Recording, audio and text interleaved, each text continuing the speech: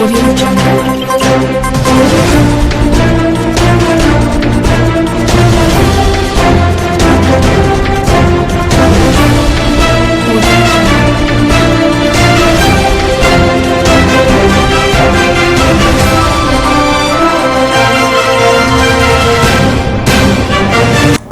Lundi du mois de décembre, mesdames, messieurs, il nous reste plus que 30 jours pour dire au revoir à cette année 2025. Mesdames, messieurs, merci et bienvenue à cette grande édition du journal. D'abord, les titres.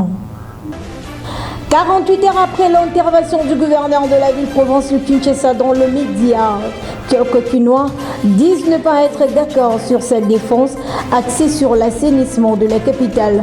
De réactions que vous allez suivre dans ce journal. L'automédication en voguant à RDC suite au coût élevé de la vie dénonce quelques Kinois, bien que cette pratique a été toujours découragée par le professionnel de santé. Le détail, c'est tout de suite. Encore une fois, merci et bienvenue dans ce journal. D'abord, cette information lors d'une précédente intervention à Durban dans le cadre du forum parlementaire de la SADC, le président de l'Assemblée nationale de la RDC, Aimé Boji Sangara, a de nouveau mis en garde contre le risque que représente le circuit opaque d'approvisionnement minéré pour la stabilité de toute la région. Plus de détails dans ce commentaire.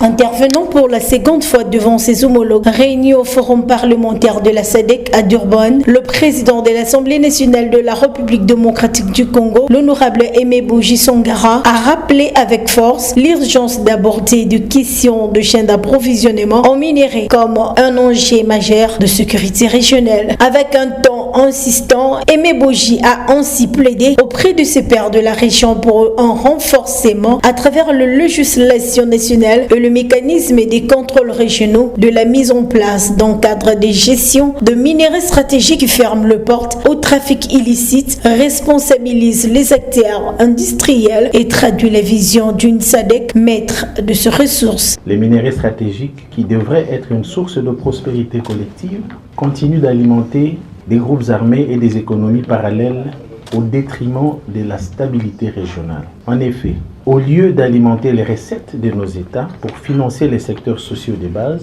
ils ravitaillent le cycle des violences en accumulant la richesse personnelle des seigneurs de guerre. Notre responsabilité en tant que dirigeants parlementaires de la SADC est triple. 1. Légiférer pour plus de transparence, de traçabilité et d'intégrité de nos chaînes d'approvisionnement. Promouvoir une intégration économique régionale plus inclusive des minerais stratégiques afin que les impacts positifs soient les plus largement partagés. Et 3. Réaffirmer notre solidarité indéfectible avec la République démocratique du Congo, dont le territoire subit une agression qui a des répercussions sur toute la région. Je plaide donc pour que nous renforcions à travers nos législations nationales et nos mécanismes de contrôle régionaux un cadre de gestion des minerais stratégiques qui ferme les portes au trafic, responsabilise les acteurs industriels et traduit la vision d'une SADC maître de ses ressources. Cette intervention du speaker de la Chambre basse du Parlement congolais s'inscrit dans une stratégie d'une diplomatie parlementaire active menée par le bureau Boji en soutien aux efforts du président de la République Félix Tshisekedi et de l'ensemble du gouvernement pour un rétablissement durable de la paix dans l'est de la RDC. Les forces de sécurité et de l'ordre de la RDC ont mené le dimanche 30 novembre dernier à Kinshasa un bouclage mixte dont la commis de Lancélé. Cette opération conduite par le général Stancien Mbouy de la 14e région militaire de FARDC et le commissaire divisionnaire de la police ville de Kinshasa, Israël Kantou Bakelou, a abouti à l'interpellation d'au moins 15 personnes suspectes. C'est un total de 115 individus qualifiés d'inciviques appréhendés le dimanche 30 novembre dans la commune de Lantélé, à l'est de la ville de Kinshasa, suite aux opérations conjointes Ndobo et Kanga. Ces actions menées par les forces armées de la RDC et la police nationale congolaise ont été placées sous la direction du général Stancien Mbouy, commandant de la 14e région militaire, et du commissaire divisionnaire Israël Kantou Bakelou, chef de la police de Kinshasa. Par la même occasion, le commissaire Israël Raphaël Kantubakoulou a précisé que plusieurs des personnes interpellées étaient en possession de machettes et de stupéfiants, ce qui atteste de la dangerosité des réseaux démantelés par les forces de sécurité. Lors de cette même opération, les forces de sécurité et de l'ordre ont appelé la population à la collaboration pour mettre hors d'état de nuire tout ce qui déstabilise sa quiétude. Ce bouclage a visé les renforcements de l'opération Dobo, matérialisée par l'opération Kanga Kanga, lancée dans l'objectif de sécuriser les Kinois pendant la période des festivités de fin d'année. J'ai annoncé en titre, le gouverneur de la ville, province de Kinshasa, Daniel Bumba, était le week-end dernier face à la presse et a présenté un état détaillé de réalisation menée depuis son arrivée à la tête de l'exécutif provincial dans le secteur de l'assainissement de la ville de Kinshasa. Il a défendu son bilan qu'il estime concret et mesurable, une intervention qui suscite déjà de réactions même auprès de la population kinoise. Ils sont au micro de Santia Muntumosi, Eli Ilunga. C'est pas une réalité sur le terrain, c'est juste du mensonge que M. Bumba veut s'échapper à ce qui concerne le détournement qu'il a fait il y a quelques jours. Il veut juste échapper à ça pour donner l'impression aux gens que non, il a évacué à 75%. C'est du mensonge. Nous prenons d'abord l'exemple ici à Masangami, là, juste au niveau du bypass. Allez-y voir. Si le monsieur Bumba dit non, il a fait le travail à 75%. C'est juste du mensonge. Et ce qu'on avait évacué la fois passée, c'est resté là-bas et ça retourne encore dans les caniveaux.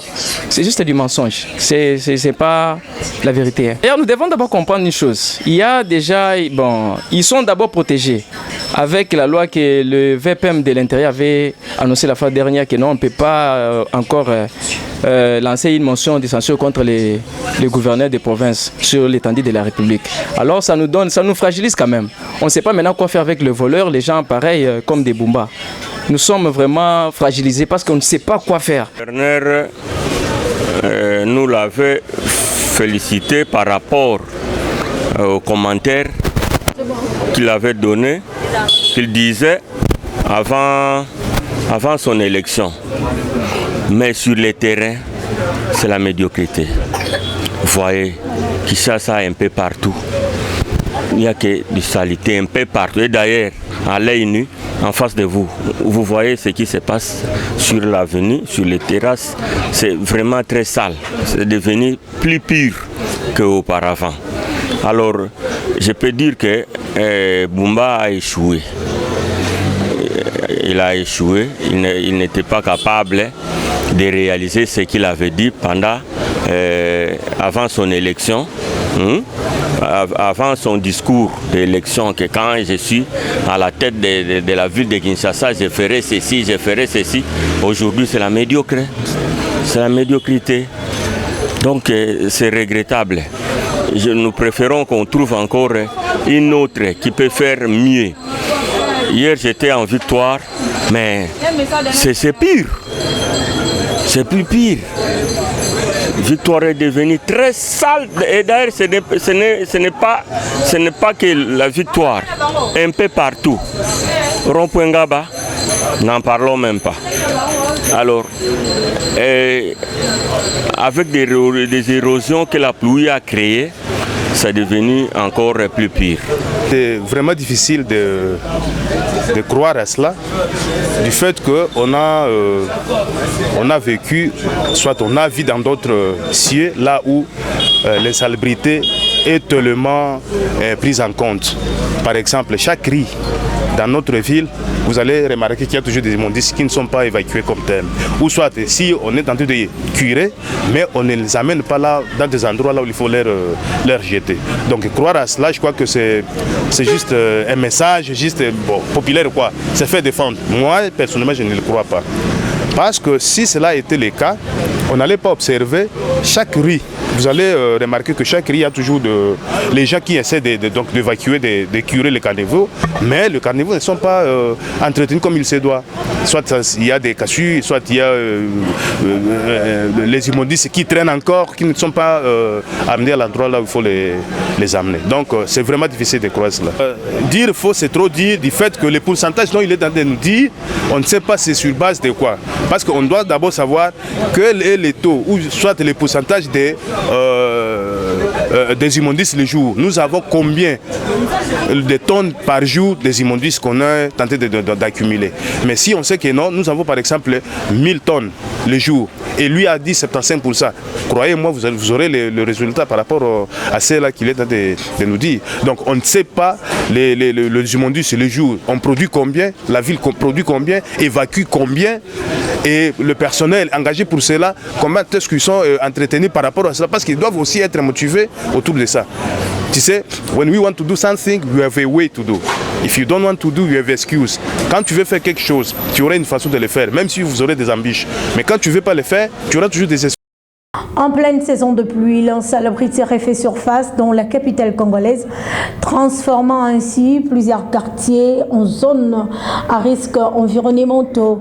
Face à cette situation, le coordonnateur national écologiste Prince Kiangi tire la sonnette d'alarme et appelle à deux efforts concrets pour faire de Kinshasa une véritable ville écologique. On l'écoute. Chers compatriotes congolais, les débordements des rivières ayant entraîné des érosions et des inondations avec des dégâts énormes dans la ville-province de Kinshasa ne sont pas dignes d'un pays appelé pays solution en matière de lutte contre le réchauffement climatique. La concentration des populations, les déboisements, une urbanisation mal planifiée et l'absence de politique publique de gestion des déchets aggrave dangereusement les conséquences des changements climatiques dans la ville-province de Kinshasa. Les dernières pluies qui se sont abattues sur la ville en disent long. Ne réduisons donc pas le contenu du qualificatif pays solution à la seule disponibilité d'immenses forêts en République démocratique du Congo. Faut-il l'étendre à des politiques publiques visant le bien-être de nos concitoyens? Une telle situation devait interpeller l'autorité à prendre les dispositions qui s'imposent afin de mériter davantage. Oui, la République démocratique du Congo est un pays solution en matière de lutte contre le réchauffement climatique. Dans un communiqué officiel du ministère provincial de l'Environnement, Propriété publique et embellissement publié vendredi dernier, le propriétaire de véhicules stationnés anarchiquement sur les emprises du boulevard Lumumba Limité sont sommés de le retirer sous peine de le voir transféré en fourrière. Commentaire. Depuis plusieurs années déjà, la ville-province de Kinshasa est confrontée à un problème d'encombrement des espaces publics par de véhicules et épaves abandonnés par leurs propriétaires sans pour autant être enquêtés par de services. Pourtant, cet encombrement nuit à la mobilité urbaine et à la propreté ou embellissement de la ville et contribue aussi à l'insécurité. Comme nous l'avions toujours dit, la force reste à la loi. Une vaste opération d'évacuation de ces engins a été lancée sur instruction du gouverneur de la ville via son ministère provincial de l'Environnement qui a ordonné le propriétaire de ce véhicule stationné anarchiquement sur les emprises du boulevard Lumumba Limité de le retirer sous peine de le voir être transféré en fourrière. Les artères de Kinshasa du reste en très mauvais état sont de plus en plus rétrécies à cause du stationnement de véhicules sur la chaussée. Si j'ai même des embouteillages à Kinshasa, cette décision témoigne la volonté des autorités urbaines qui ne ménagent aucun effort pour rétablir l'ordre et redorer l'image de la capitale congolaise. La suppléance dans le système parlementaire congolais n'est-elle pas l'arbre qui cache la forêt? Je vais cet éditorial de votre rédaction. Les lois de la République démocratique du Congo stipulent que tout candidat, député provincial, national et sénateur doit avoir des suppléants dont le premier est le gardien du siège pendant l'indisponibilité du titulaire. Soulignons que les deuxièmes suppléants peuvent aussi siéger au Parlement en cas d'indisponibilité du titulaire et du premier suppléant. Cette disposition n'est-elle pas un piège fatal ourdi contre la RDC? Les électeurs se choisissent leurs meilleurs représentants aux assemblées provinciales, à l'Assemblée nationale et au Sénat. Pendant la période réservée à la campagne électorale, seuls les candidats titulaires sont connus par les électeurs. Les suppléants jouent un rôle passif et n'influencent pas les votes du titulaire. L'arnaque, c'est aussi lorsqu'un suppléant méconnu dans sa circonscription se donne le luxe de siéger au nom d'un peuple qui ne l'a pas mandaté. Cette pratique décapite intentionnellement le Parlement vraiment de véritables représentants du peuple en réduisant ainsi les pouvoirs du Parlement. Sous d'autres cieux, les députés et sénateurs n'ont pas de suppléants. La personne élue par le peuple, c'est elle seule qui doit siéger au Parlement. La suppléance dans le système parlementaire congolais est une machine installée pour affaiblir le contrôle parlementaire. N'est-il pas important d'annuler la disposition relative à la suppléance? Pour maintenir la volonté des électeurs, il est souhaitable d'adopter une disposition qui interdit formellement la suppléance dans le système parlementaire congolais. Les élus, décédés ou nommés dans l'exécutif, perdent carrément leur siège. Pour combler les vacances, la CENI devra sans délai organiser des élections législatives dans les circonscriptions électorales concernées. En agissant ainsi, on aura soutenu non seulement le contrôle parlementaire, mais aussi donner la chance aux non-élus de travailler dans l'exécutif. La fin de la suppléance dans le système parlementaire congolais va renforcer l'indépendance du Parlement et arrêter toute idée allant à considérer le Parlement comme une caisse résonance du pouvoir exécutif. Dossier à suivre. L'opposant congolais Martin Fayulu a récemment, dans sa dernière sortie médiatique, exigé au président Félix Tshisekedi la transparence sur les contenus de l'accord de paix à venir entre la RDC et le Rwanda, alors que le président de deux pays doivent se rencontrer en décembre à Washington pour signer un accord de paix final. Suivez. C'est dans un contexte marqué par l'insécurité qui gangrène la partie orientale de la RDC que le représentant de la République démocratique du Congo et la République du Rwanda était à Washington pour signer un accord de paix entre les deux pays sous l'égide des États-Unis d'Amérique. Cependant, l'opposant congolais Martin Fayulu a, dans sa récente sortie médiatique, interpellé le chef de l'État congolais Félix Antoine Tshisekedi Tshilombo, l'invitant à rendre public le contenu de cet engagement. Interrogé à ce sujet, quelques acteurs politiques ont réagi. Pour moi, sans moi, vous la faites contre moi. C'est pour l'intérêt de la population. Ce que Martin Fayulu a dit n'est pas faux. Donc, on doit tout faire pour que cet accord soit connu par la population. Parce que même ceux qui ont la mauvaise foi, ils peuvent détourner l'attention de la population pour rien. Et si les choses ne sont pas transparentes, alors que c'est pour l'intérêt des Congolais, vous comprenez ce que ça donne. Martin Fayulu n'a pas tort. Donc il faut communiquer suffisamment à la population congolaise le contenu de cet accord. Il faut que Martin Fayulu fasse l'opposition sérieusement. Je vais expliquer l'accord. L'accord qu'on est en train de signer de Washington, c'est un accord qui engage les chefs de l'État. Puisqu'en matière de diplomatie, les chefs de l'État engagent la République par des actes administratifs, soit par l'acte du gouvernement ou bien par l'acte du gouvernement. Et ce qu'il est en train de faire là, c'est l'acte du gouvernement, c'est-à-dire les chefs de l'État.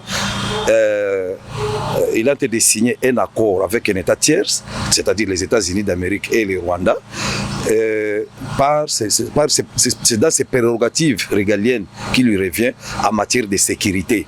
Mais il viendra, après la signature de cet accord, il viendra maintenant expliquer au Parlement.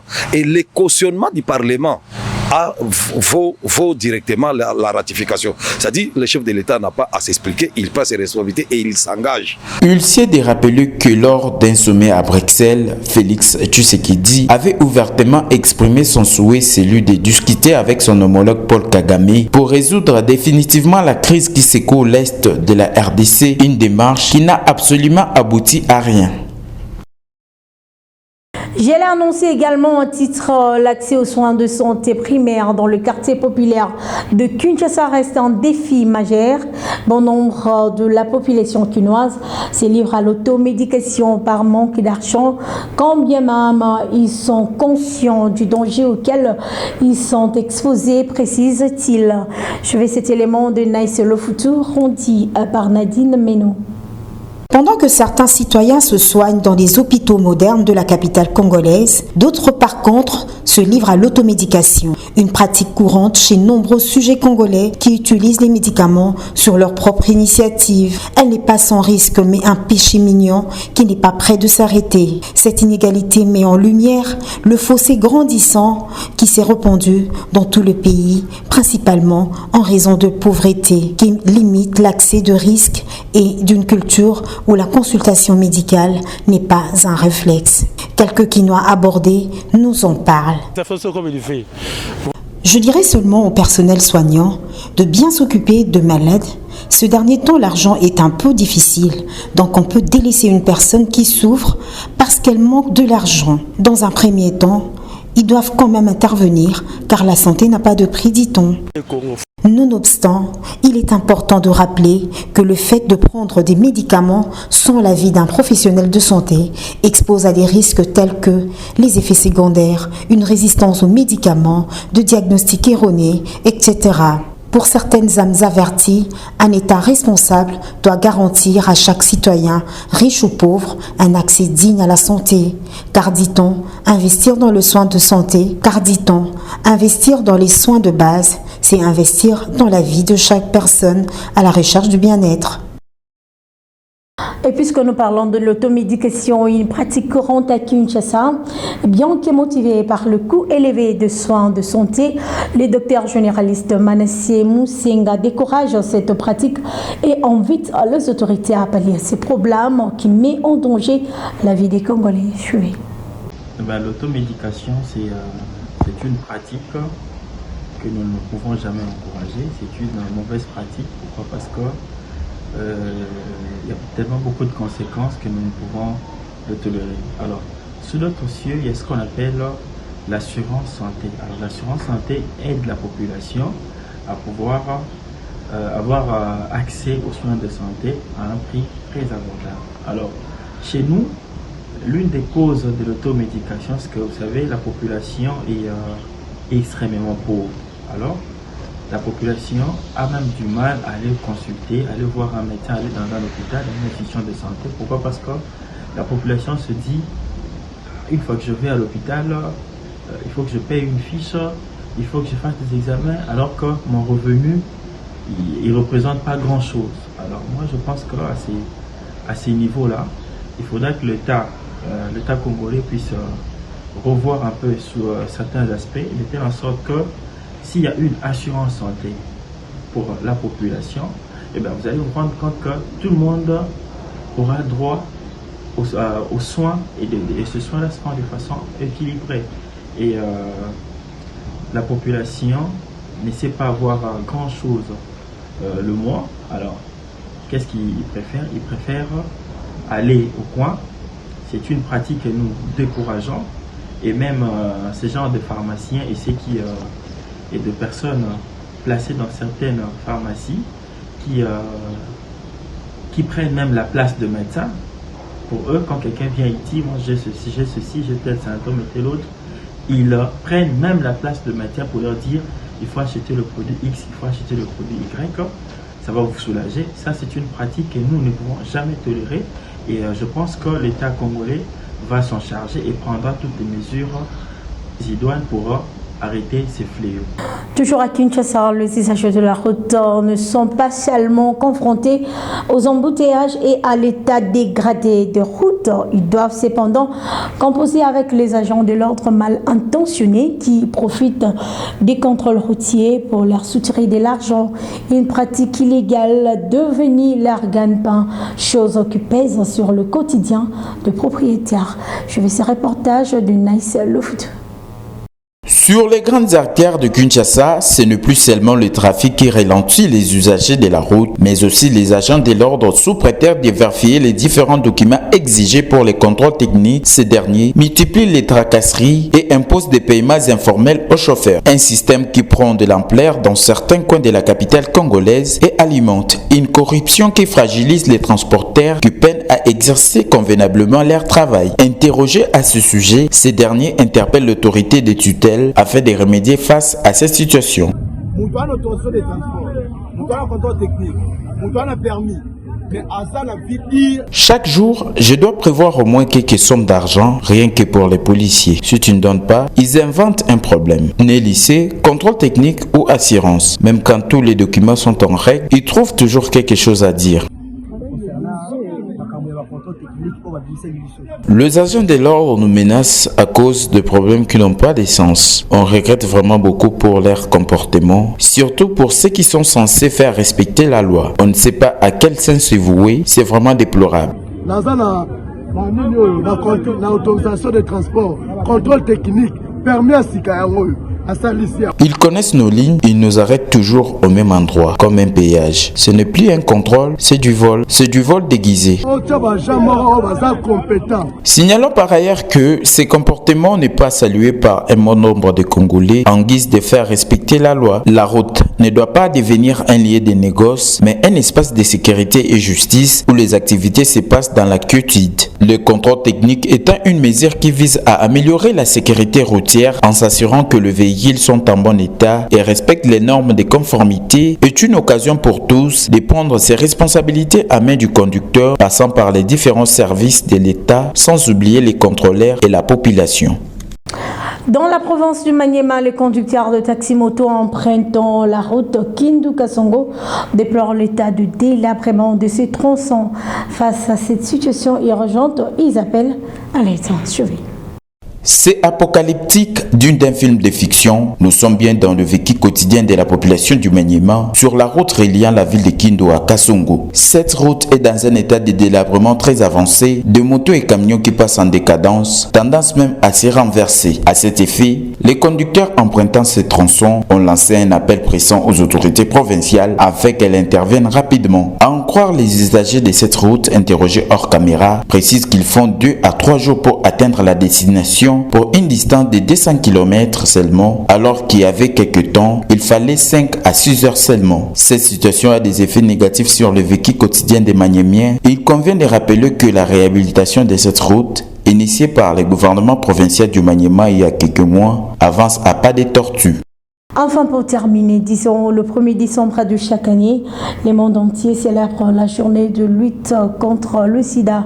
Une journée consacrée à la sensibilisation de cette pandémie, dont le terme retenu cette année est surmonter le perturbation, transformer la riposte au sida.